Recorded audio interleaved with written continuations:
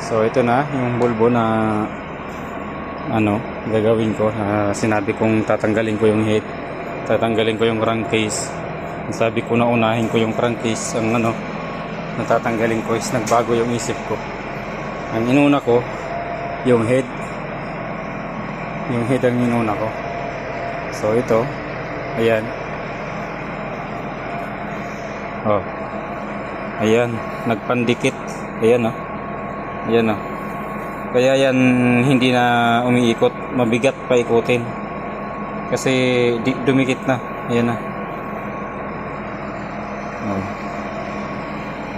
ayan, pinasok pa ng tubig, ayan, halos lahat ng piston dumikit.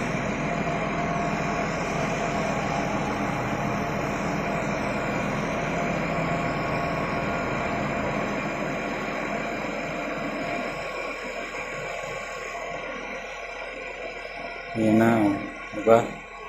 Nagdikita na lahat. So kung inuna nyo po yung crankcase, ganun din, parehas din naman ang mangyayari. Pero dito kasi nakita na kaagad na kung ano yung naging problema. Tulad itong piston number 2, grabe. Grabe yan.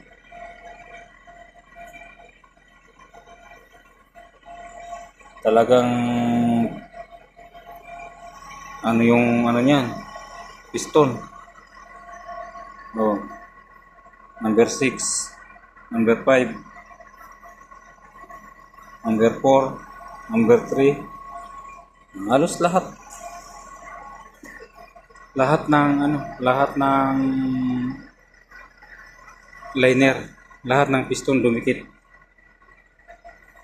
So ito, yan na lang isusunod ko na tanggalin ang crankcase. Yun na yan.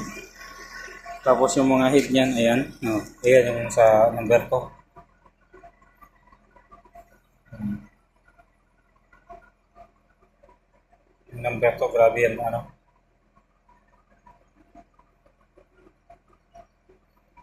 yung tubig posibleng dito galing sa head. Kaya ito practice to, itong head na to. Kailangan ipa-practice yan.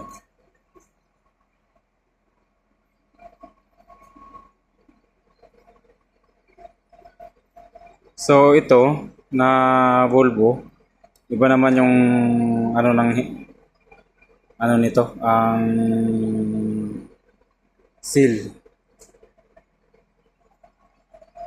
Iba naman ang cylinder head gasket nito, ibang klase naman, ganyan siya, malipis lang na grabber, ayan. Tapos may tanso, ayan, ito natatanggal yan.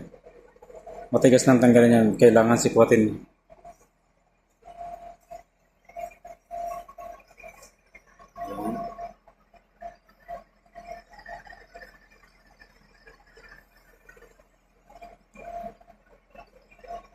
Sige po mga Lord, salamat sa panonood. Ingat kayo lagi. God bless. Abangan nyo po ang sunod ko pang mga gagawin dito. Pagtanggal ko nito, tatanggalin ko lahat. Palit ng bago pag-order. Yan po, sige po. Maraming salamat sa paki-like naman po, paki-share.